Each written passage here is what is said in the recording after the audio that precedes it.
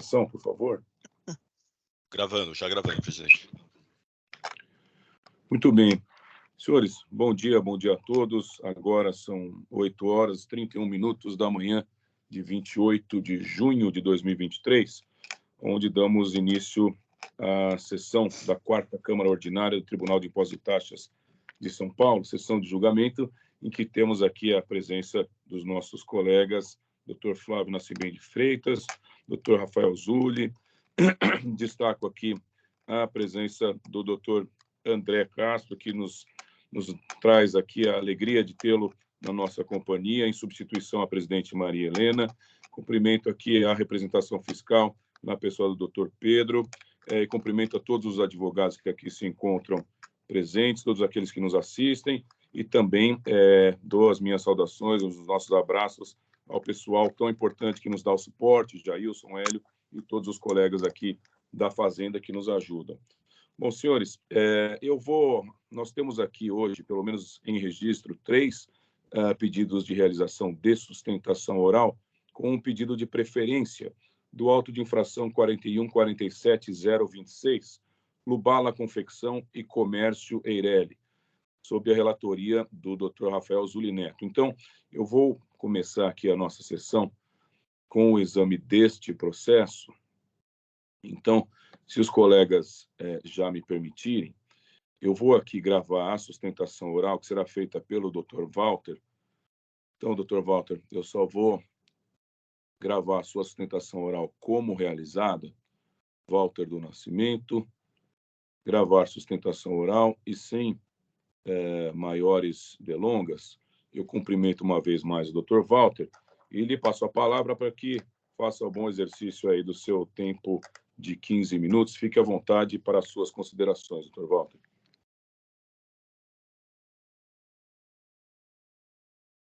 Eu, pelo menos, não escuto o Dr. Walter. Vocês escutam ou não?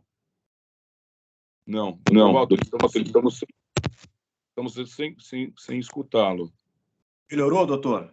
Agora sim. Tem que tirar o fone, porque, infelizmente, ele está dando problema. Vamos lá. Então, vamos lá. Esse caso, ele cuida especificamente daquele famoso creditamento indevido do ICMS. O fisco, depois de um certo tempo, constatou que a empresa fornecedora de mercadorias para o meu cliente foi declarada como inexistente. A empresa C7. Ocorre o seguinte, excelências, quando eu apresentei a defesa inicial, eu aduzi a nulidade do auto de infração em decorrência da falta de elementos no PCN. E isso passou batido pela decisão de primeira instância, que simplesmente convalidou a autuação fiscal. E eu quero reforçar esse pedido novamente para que seja ao menos feita uma diligência para que o agente fiscal ele traga os documentos que ele diz que relacionou no auto, mas não foram relacionados. Então, peço vênia aos senhores para fazer uma leitura, porque são pontos específicos que não pode ficar nenhum tipo de fio solto. Então, especificamente no que diz respeito ao PCN, eu inicio na folha 138 do relatório, que está no auto de infração. Lá nos itens 6.1, 6.2 e 6.3, o fiscal ele faz algumas afirmações, porém ele não confirma, ele não traz os elementos que ele diz que ele trouxe ali no auto de infração.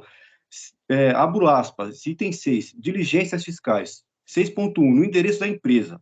Em 20 de dezembro de 2018, o FR responsável pela ordem de serviço fiscal dirigiu-se à empresa C7, atacadista, na Rua Brescia 601, sala 29, sendo que, chegando lá, constatou que o contribuinte não se encontrava em atividade no local. Isso no dia 20 de dezembro de 2018. Já no dia 5 de 2 de 2018, foi encaminhada para o contribuinte uma notificação fiscal com aviso de recebimento, que não pôde ser entregue após 3 tentativas. Notem, nobres julgadores, que o fisco afirma que diligenciou, sim, o endereço da emitente dos documentos fiscais e constatou que ela não estava em atividade no local. Afirma também que encaminhou notificação fiscal para a aludida empresa com aviso de recebimento, que não foi entregue mesmo após 3 tentativas. Veja bem, você diz que as informações fiscais, elas gozam de presunção iuris tanto, todos nós sabemos disso. Contudo, afirmações sem prova são como se fossem palavras julgadas ao vento. E o fiscal, ele diz que ele trouxe fotos da empresa, mas essas fotos não estão nos autos. O que é comum nesse caso, de declaração de idoneidade, o fiscal para tirar foto do estabelecimento, de ele ouvir vizinhos que estão ao lado da empresa e também verificar a questão de contrato imobiliário do imóvel, que também não consta nos autos. Essas informações elas estão ausentes, muito embora ele afirma que trouxe. De igual modo, não é encontrado nos autos a prova cabal com as respectivas datas em que a notificação supostamente enviada pelo emitente dos documentos fiscais não foi recepcionada após 3 tentativas. Ele apenas fala, olha, eu fiz 3 tentativas, mas ele não traz a prova de que essas tentativas foram infrutíferas. Para corroborar ainda mais o que aduzimos nessa oportunidade, basta uma vista de olhos no demonstrativo não localização contido na folha 142 dos autos. Veja que no item 4 consta a informação de que o local, ou seja, o estabelecimento fornecedor da recorrente, havia sido fotografado. Abro aspas do fiscal. Em anexo a este demonstrativo, encontram-se as fotos do local. Contudo, nenhuma foto é encontrada no processo, o que nos leva a duvidar se realmente a empresa foi diligenciada. Veja que é o próprio fisco que afirma a existência de tais fotos, porém não as apresenta, o que, com todo respeito, cria cerceamento de defesa do contribuinte, o que, como se diz também, é veementemente combatido por este tribunal administrativo. Voltando ao relatório, na folha 138 do PCN, sob o endereço do sócio, o fisco afirma, 6.2, no endereço do sócio, tendo em vista a não localização da sócia, encaminhamos em 26 de 3 de 2019 notificação com aviso de recebimento para o endereço da empresária fulana de tal. A correspondência retornou ao remetente com a informação, endereço insuficiente, falta número, casa de vila. Como a empresária participa ainda da sociedade número tal, encaminhamos na mesma data outra notificação fiscal. A correspondência foi recebida por terceiros, mas a sócia não compareceu para prestar os esclarecimentos necessários. Novamente aqui, senhores, nos deparamos com a falta de comprovação das informações feitas pelo fisco. Não vieram aos autos o comprovante de que a notificação enviada por AR não foi recebida pela responsável pela empresa emitente de documentos fiscais. Segundo informa o AFR, a correspondência foi devolvida com a informação de que o endereço da sócia da empresa seria insuficiente, por faltar o número da casa, que seria uma vila. Com todo respeito, senhores, tal alegação é falaciosa e demonstra que o trabalho fiscal não merece prosperar e comprova que o PCN está maculado e não pode servir de alicerce para o lançamento fiscal. Vejam, ilustres julgadores, que o endereço da sócia da empresa, constante no CADESP, que está na folha 131, é o mesmo da empresa, da sua titularidade, ou seja, na Rua Bresser, 601, no primeiro andar. A loja ficava embaixo e a responsável pela empresa morava no primeiro andar, que é um prédio. Alega o fisco que a responsável pela empresa residiria em uma casa de vila e, por faltar o número de sua casa, a notificação foi devolvida ao remetente. É um absurdo. Onde está a prova disso? Não está nos autos. Fazendo uma pesquisa no Google Maps, senhores, constata-se que tanto o endereço da emitente dos documentos fiscais como da sua proprietária situavam-se num prédio na Rua Bresser, número 601, e não em uma vila de casas, como afirma o fisco. A recorrente já anexou a imagem que ela extraiu do Google Maps para demonstrar que tanto a empresa C7, na época, estava estabelecida no local. Só que hoje funciona um outro estabelecimento, mas se você pegar a foto do Google Maps, que inclusive está nos autos que eu apresentei o memorial, lá tem a empresa, o prédio, e dá para ver que é um prédio alto e que tem andares. Sem sombra de dúvidas, o PCN ele está maculado e não está arrimado em provas concretas, pois se existissem, teriam sido apresentadas junto com auto de infração, que, como se disse, será instruído obrigatoriamente com documentos demonstrativos e demais elementos materiais comprobatórios da infração. E isso está no artigo 34 da Lei 13.457 de 2009. Pois bem, isso está completamente visualizado nos autos aí. A sócia da empresa emitente de documentos fiscais poderia facilmente ser encontrada e ouvida, mas o trabalho fiscal realizado demonstra que as diretrizes que envolvem o PCN foram jogadas na vala, pois está carente de elementos probatórios robustos para dar suporte à declaração de inexistência do estabelecimento, bem como do AIM. Na mesma toada, também não existem provas nos autos de que houve tentativa de notificar o contabilista da empresa. É o item 6.3, folha 138 do relatório. Apenas há informação de que esse profissional contábil não teria sido localizado. Ora, nobres julgadores, estamos diante de evidente precariedade da instrução probatória do auto, o que macula o trabalho fiscal. O que foi até aqui exposto demonstra a fragilidade do trabalho fiscal e desestabiliza, com todo o respeito, a conclusão contida no item 8 do procedimento fiscal que está na folha 140, no sentido de que a emitente de documentos fiscais seria inexistente. Sobre esse assunto, há uma decisão paradigmática cuja relatora é a doutora Rose Sobral. Esse processo ele foi julgado pela 8ª Câmara no dia 10/2 de 2017, o processo 40.65216-6. Eu vou ler a ementa, que acho que ela se amolda ao caso presente. Ementa, ICMS, item 1, crédito indevido. Escrituração de documento fiscal que não atende condições regulamentares. PCN, nulidade da instrução estadual do suposto emitente. Preliminar acatada, nulidade do AIM, caracterizado cessamento de defesa, precariedade da instrução probatória, ausência de elemento essencial para a demonstração da prática infracional, não comprovação pelo fisco da irregularidade do emitente através das principais peças do PCN, descumprimento do artigo 142 do CTN, parágrafo 1º do artigo 34 da Lei 13.457 de 2009, recurso ordinário conhecido e provido, ressalvada nova ação fiscal. Em suma, senhores, eu não vou me alongar muito mais, porque eu me ative a esse ponto, porque, na minha visão, o processo não tem como seguir sem que seja feito essas correções. O fiscal, ele alega que trouxe documentos, mas os documentos não estão nos autos. No que diz respeito ao mérito, todos sabem que a questão de crédito tributário tem que haver as provas, comprovante de pagamento e tudo mais. Mas eu estou me atendo especificamente nesse caso, porque eu entendo que o processo ele não pode seguir sem que seja feita essa ressalva. É isso, senhores. Muito obrigado pela atenção e tempo de vocês. Muito bem, doutor Walter. Agradeço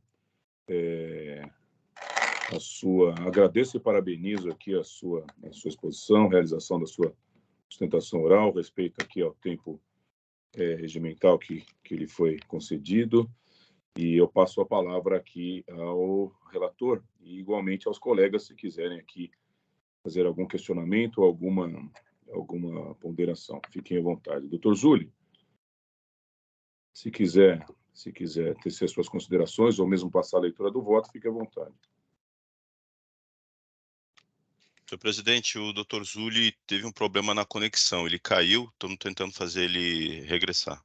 Tá, como ele é a pessoa que mais tem informações sobre o processo, acredito que nesse instante não há qualquer prejuízo, mas eu pergunto aqui aos colegas se querem fazer algum questionamento ao patrono, dadas as informações que, em tese, são ali muito importantes, ou talvez sejam muito importantes ao deslinde do feito. Né? Talvez ele traga e trouxe informações que contrariem ali aquilo que foi dito nos autos. Eu cito um exemplo, não é um questionamento, mas no momento em que se questiona o PCN, eu vejo duas possibilidades de questionamento. A primeira, sobre a existência ou não de documentos no PCN. Nesse sentido, eu já julguei um sem número de processos, no sentido de que deveria o processo trazer ali os documentos relevantes do PCN. A outra é contestar a natureza do PCN. Se a questão for essa, não dá para se contestar nessa instância se o PCN estava certo, se não foi, se lá no PCN foram trazidas informações estas ou aquelas. A questão que se coloca é se as informações constam do PCN, mas não constam nos autos. Isso é um problema. É um problema. Agora, questionar as informações, se não constam no PCN, aí eu não sei se o PCN está integral nos autos, as informações não constam aqui, temos um enorme problema. Mas fica aqui aos colegas, especialmente ao doutor Pedro, eu concedo, claro, sempre a palavra, para um contraponto aqui, para poder municiar a gente sobre o que poderia ser considerado a melhor entendimento que se aproxime ao que seja justo. Doutor Pedro, quer fazer alguma consideração? Ou mesmo doutor André, doutor Flávio, enquanto o Zuli vai se conectando? Não? Pois não, senhor presidente. Bom dia a todos aí. Olha, o PCN tá colocado aqui as folhas 135 seguintes com as diligências fiscais, com o que ele fez. Não verifico nada de anormal com relação aos PCNs que nós temos encontrado em diversos processos que vemos aqui, ó, inclusive ó, demonstrativo de não localização, Mas essas expediente que foi afirmações me chamam muito a atenção as afirmações. O fiscal fala, está ali, está em anexos, está não sei o quê, e não está nos autos, é isso? Pelo menos foi assim que eu entendi. Notificação para que... E outra, nunca nos esqueçamos que quando é feito um PCN, a empresa que vamos dizer assim, está sendo investigada, que tem algum problema em termos de cadastro, de existência, ela é sempre notificada no sentido de vir aos autos e se defender. Então, não vindo, exatamente o que o doutor... Terceira? A empresa que é considerada inidônea.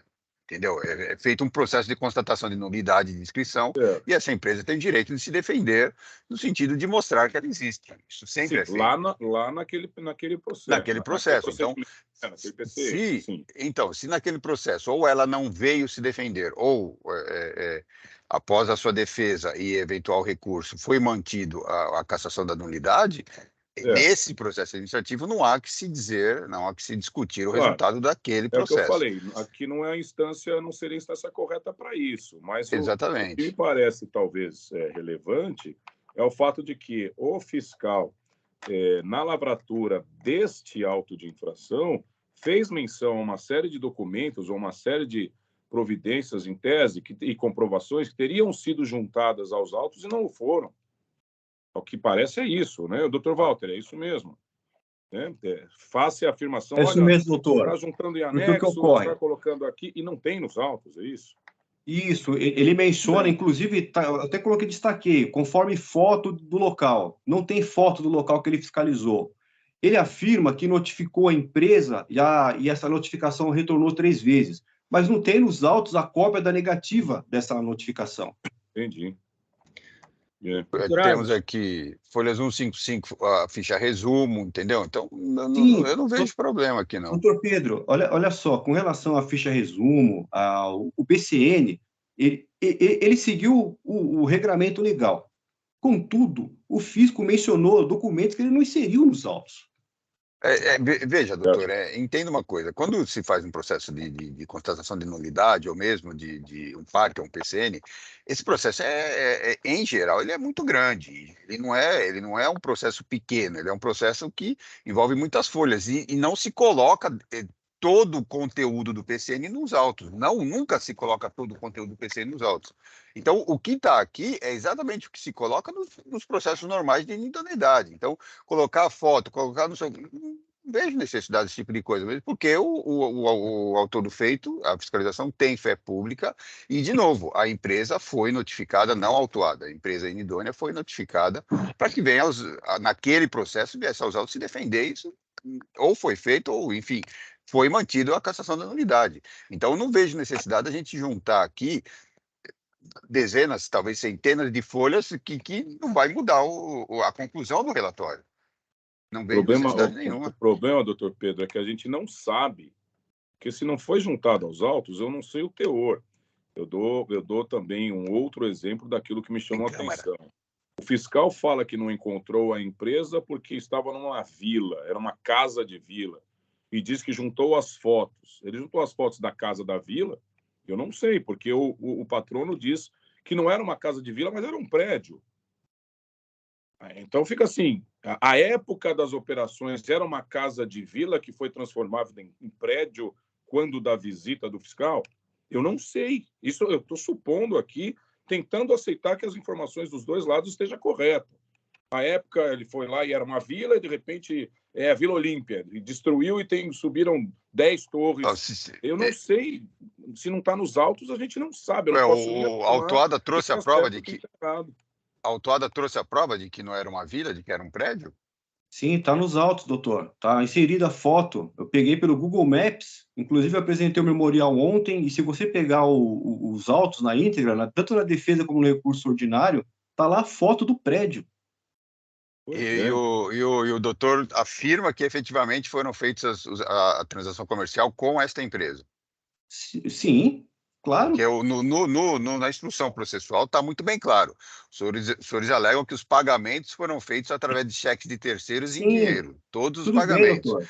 Que não Sabe? foram juntados aos autos quaisquer documentos que comprovem os supostos pagamentos. Importante ressaltar também que não há prova das tratativas comerciais entre a autuada e a empresa declarada inidônea. Então fica meio difícil esse tipo de coisa. Agora, de novo, o processo PCN é imenso. Não há necessidade de se trazer tudo em função do que a conclusão e as principais peças processuais que foram utilizadas para chegar a essa conclusão estão nos autos. Agora, se o doutor achar doutor Agus achar que é interessante, se faça uma diligência para trazer o conteúdo completo do PCN. Entendo, novamente, reitero, entendo que é despicenda essa formalidade. Mas, se o doutor entender que precisa... Não, eu não sou... Eu, como meus colegas... Eu não vejo necessidade nenhuma. O doutor André pediu a palavra. Obrigado, doutor Agus. Eu acho que, assim, na tentativa de contribuir, eu avaliei que o PCN ele se pauta em duas materialidades, né? A questão de ausência de localização de estabelecimento no local identificado, e inclusive o aspecto do 7.2, que é a ausência de entrega de GIA no período de janeiro a dezembro de 2018. Então, acho que teriam que ser desqualificados esses dois aspectos. Só que o fato é, as operações autuadas são de 2017. Então, pelo menos a meu ver, essa inaptidão que geraria pela ausência de apresentação de GIA não seria o ponto central aqui, seria o aspecto A ausência de apresentação de GIA, ela não gera por si só a inaptidão. Por isso que ele tem que fazer o relatório de apuração, tem que fazer todo o PCN, todo um processo, primeiro uma investigação, depois um processo administrativo de competência da DIFIS, e nesse processo administrativo, o suposto fornecedor dele, ele tem toda ampla defesa. E nesse processo, a gente não tem competência para mexer nele. O que a gente tem competência para mexer é nos efeitos desse processo no auto de infração. Sem dúvida. Eu não vi nos autos aqui no processo, eu vi que é um processo suficiente. Ele tem tudo aqui nos autos. Ele é um processo suficiente. Agora, é verdade também o que o patrono falou, porque você vai na manifestação fiscal, ele fala, olha, eu tirei foto, eu fiz isso. Mas não tem nos autos as fotos. Mas isso não quer dizer que o fiscal não tirou as fotos. É aquilo que o Pedro falou. Esses processos são enormes, né? Porque você só pode fazer isso calcado em documentos. E acho assim, que você poderia fazer uma diligência para que venham essas fotos aos autos. Até porque o patrono ele apresenta uma versão diferente. Porque o fiscal fala, foi não localizado. E o patrono fala, foi localizado, está em tal prédio e eu negociei com ele. Né? Agora, se não tivessem essas afirmações, pelo que está nos autos, não é uma coisa insuficiente incompleto, não, tá? É uma parte do PCN que dá para você ver que se constatou que tem problemas, tá? Eu honestamente... Eu até acho assim que vindo aos autos, o que o fiscal fez é uma coisa que, para quem adota teses mais favoráveis aos contribuintes e mais estritas para a fiscalização, suportaria a decisão, entendeu? Tornaria clara a decisão. Eu até acharia que o que ele fez comprova a inidoneidade. Mas assim, eu acho que para todo mundo votar tranquilo, uma das saídas poderia ser uma diligência para vir aos autos o resto. Não, eu não me oponho, acho que pode Agora, ser eu por mim mesmo, se eu estivesse relatando, eu teria uma grande tendência a relatar mantendo esse auto de infração. Agora, por outro lado, para você, tem pessoas que pensam diferente do que eu penso. Para todo mundo ter segurança para votar, se a pessoa acha que a tese que ele adotaria para votar precisa disso nos autos, e até porque o patrono trouxe uma contraprova, eu faria uma diligência. Agora, eu estava vendo aqui o Dr. Zulli, a ideia dele é manter. Então, talvez coubesse a vocês redigir uma preferência. Temos Né, aqui uma doutora? questão, temos uma questão Pra técnica vida. aqui. Até porque, por exemplo, se você faz uma preferência e vem aos autos, você fica tranquilo. E se não vem, você fica tranquilo num outro sentido. Não, eu concordo com o doutor Nascimbem. O único ponto aqui é o nosso suporte, o Jailson, me deu a informação de que o sistema da Cefaz caiu inteiro. Putz, E que duas coisa. das câmaras não sequer foram instauradas ainda, ou não se sabe se serão. E então o nós Dr. estamos Júlio bem. caiu e não consegue Voltar. E o Então patrono temos também um problema técnico, porque ele é o relator, ele precisa ler o voto, registrar o voto, para talvez abrir o sistema para pedir uma preferência, que seja para pedir uma preferência simples, olha, converte o julgamento de diligência para o autor do feito para que junte cópia integral do PCN, dadas as manifestações do patrono realizadas em sede de sustentação oral. Ponto. É algo simples, mas não podemos fazer isso sem o relator.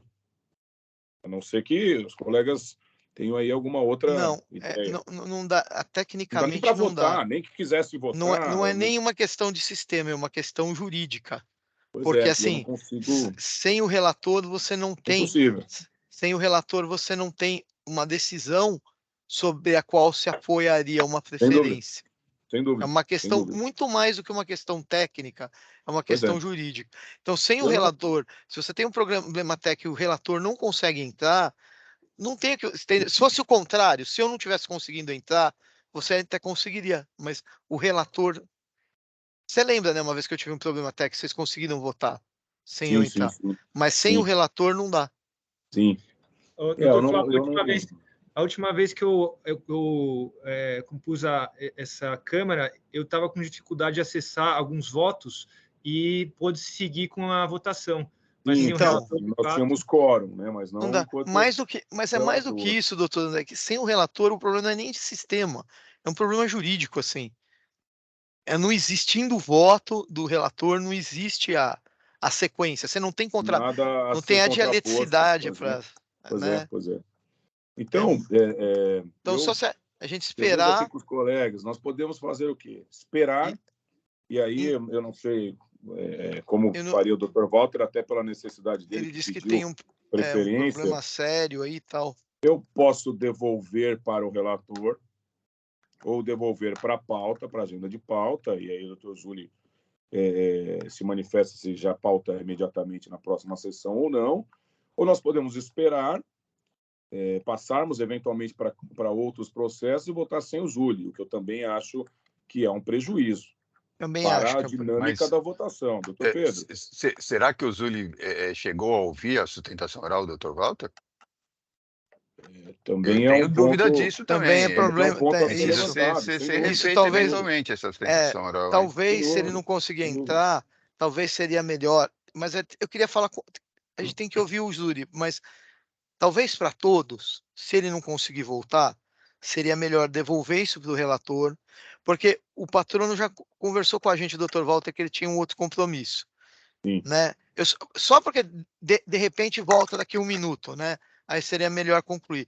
Mas se fosse demorar, seria melhor voltar para o relator.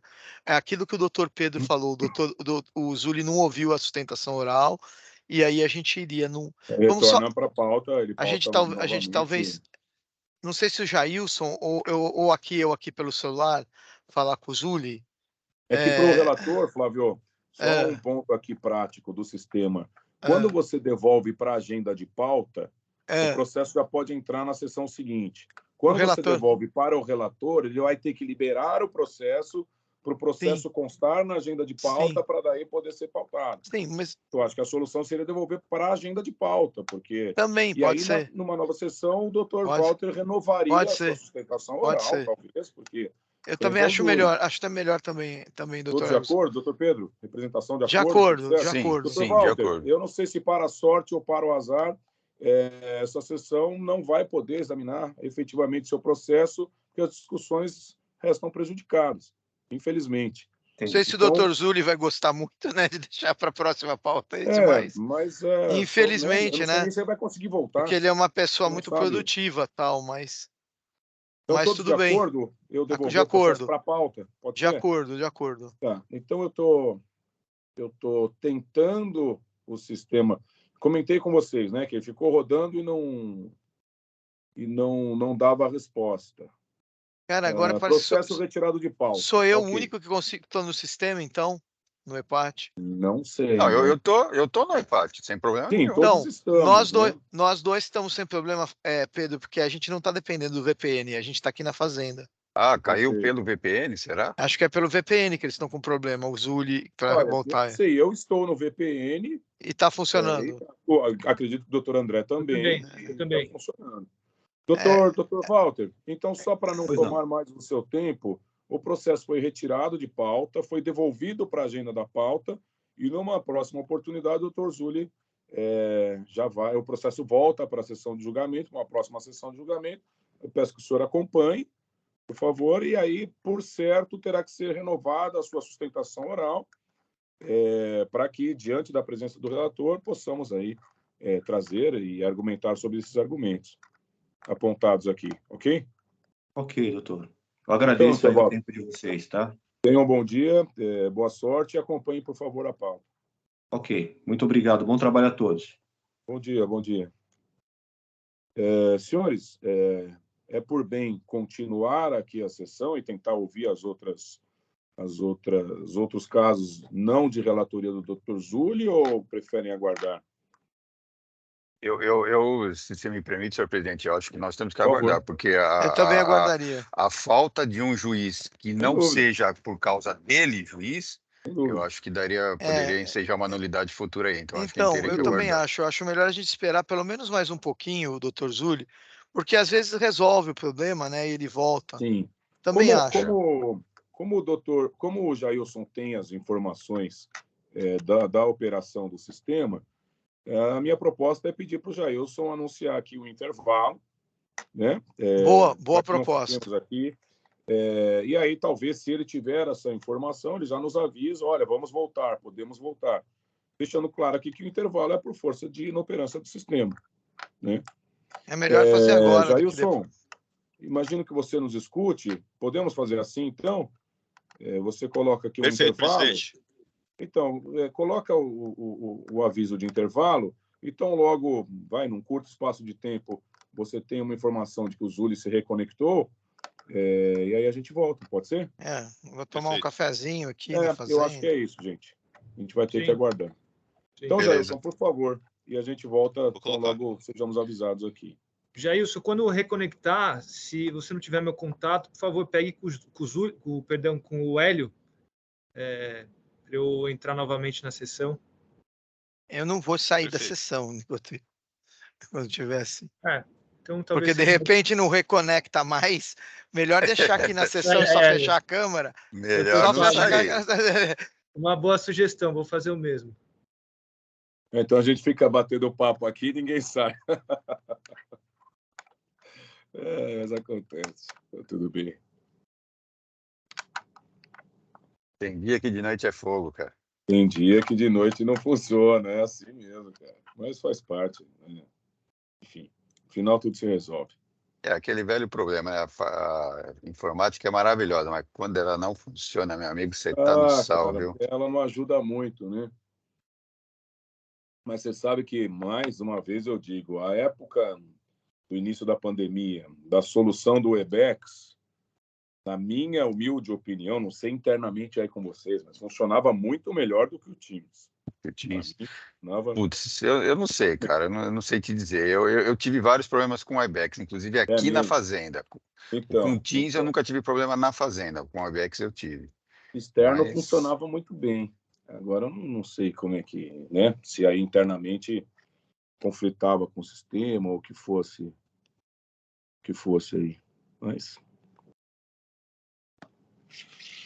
bom, enquanto o Gerson vai mexendo aqui, a gente vai Tá aparecendo uns comandos do Jailson aí na nossa tela, não sei se é normal. Jailson, se nos escuta, tá espelhando aqui os comandos da sua tela. Pronto, acho que saiu. Eu precisei acessar aqui para mandar outro convite para o Dr. Zuli. Vai Pronto. ficar sem aí o intervalo na tela. Quando terminar, Tá. eu coloco o Bom, intervalo. mas como eu te falei inicialmente, né?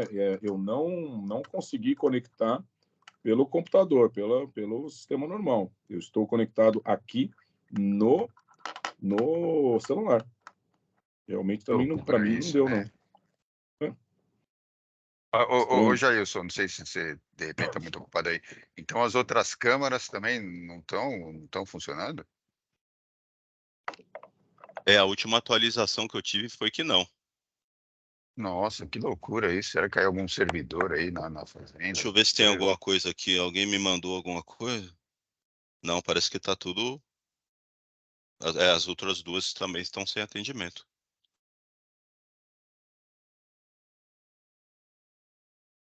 Bom, enviei outro convite aqui para o Dr. Zuli. Eu acho que não vai dar em resultado algum, porque isso problema é sistêmico, né? Mas de qualquer maneira foi enviado. Presidente, eu volto aqui com a tela de intervalo?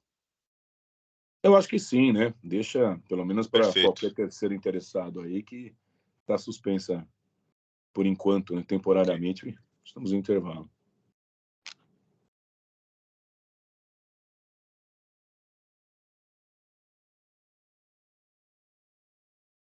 Pedrão, vou tomar um café aqui e já volto, cara. Fica de boa, cara. Estou trabalhando aqui. Tá legal, é isso aí.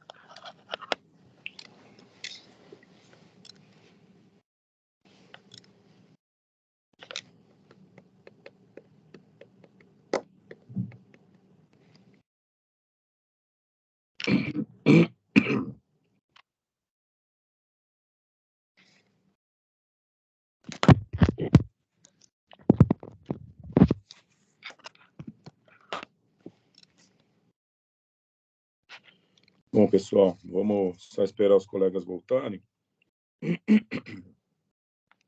O Zuli não conseguiu mesmo, será? Não, então, ao que consta, não conseguiu e não vão conseguir, porque vão cancelar, a ordem é que se cancelem as sessões. Tá. Né? Então, eu não sei, Jailson, se você nos escuta, você volta a gravar, nós fazemos apenas o anúncio e você cancela a gravação, é isso?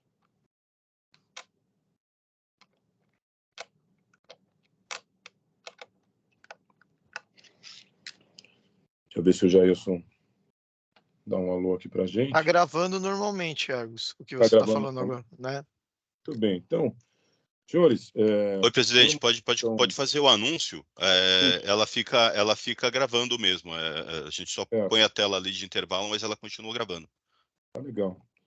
Bom, então, agora eu faço o retorno da nossa sessão, agora nesse instante, 9h42 do dia 28 de junho de 2023, onde aqui, por determinação da nossa presidência do Tribunal de Impostos e Taxas, em razão da impossibilidade de instauração e de continuação das sessões das câmaras que já foram ali iniciadas, infelizmente nós vamos ter que cancelar aqui a nossa sessão de julgamento de hoje por questões estritamente técnicas de instabilidade do sistema e de impossibilidade de conexão de não só dos juízes como dos advogados e dos demais aqui que fazem parte aqui da nossa sessão e das outras também.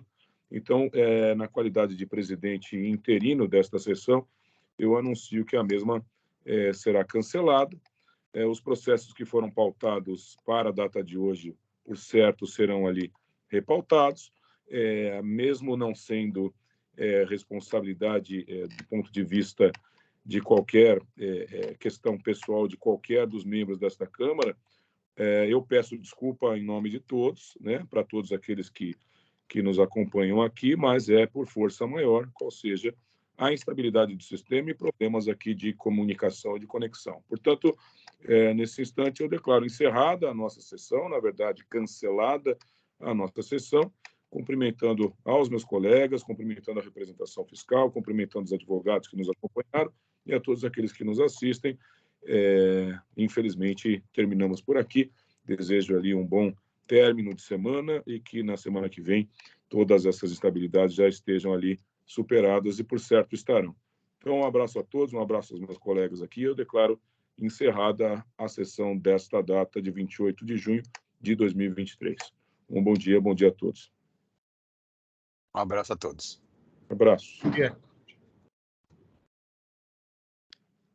A gente está quase encerrando.